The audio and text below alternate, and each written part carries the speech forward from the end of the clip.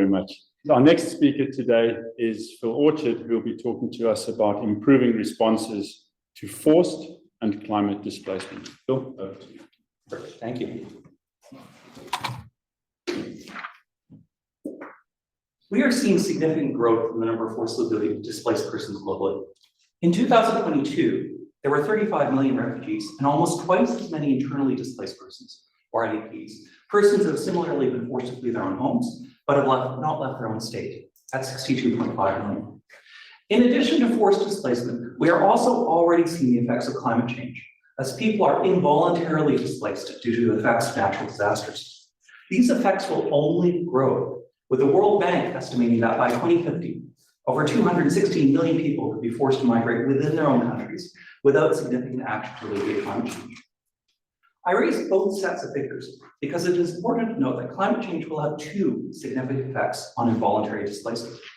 It is well established that climate change will lead directly to displacement by increasing the number of disparity of sudden onset natural hazards, such as storms and flooding, but also slow onset events, such as sea level rise and desertification.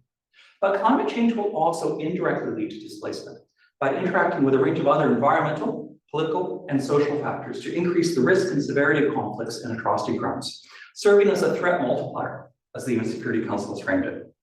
Not only are both forms of displacement likely to be triggered by climate change, but there's also a high likelihood of interaction between the two.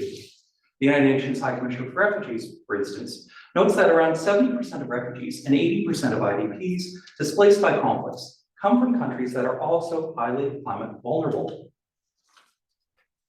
But the issue we face right now is that there's only a patchwork of legal frameworks to respond to this.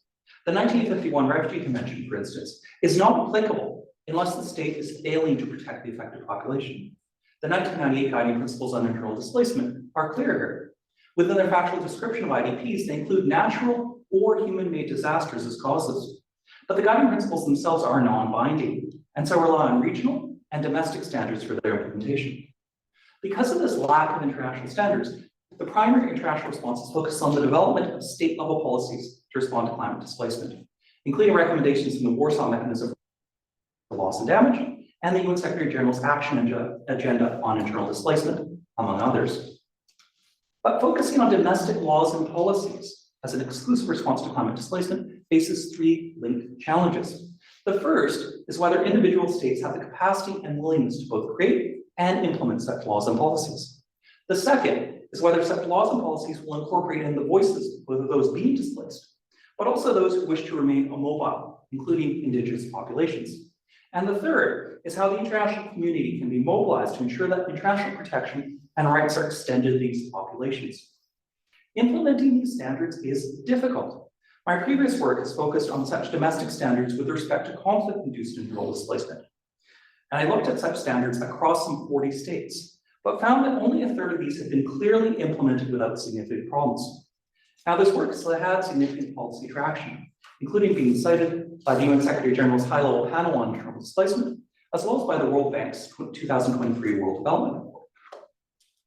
But with new laws and policies related to climate displacement now being introduced, we can expect similar implementation gaps to exist, reflecting lacks of capacity on the part of governments, domestic interpretation contestation processes which can create domestic opposition, or weak rhetorical commitments triggered by reputational concerns or hollow responses to advocacy efforts by external actors.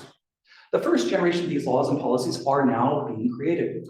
Tracking how they are being implemented is therefore critical. We need to examine how effective they are, how they are designed to protect the rights of the displaced, but also how actors at the domestic, regional, and international levels are successfully holding states accountable when implementation is not working. By using this knowledge, we can construct a robust policy toolkit of successful strategies to support implementation, targeted to assist government officials and civil society actors in developing and implementing their own laws and policies. Thank you.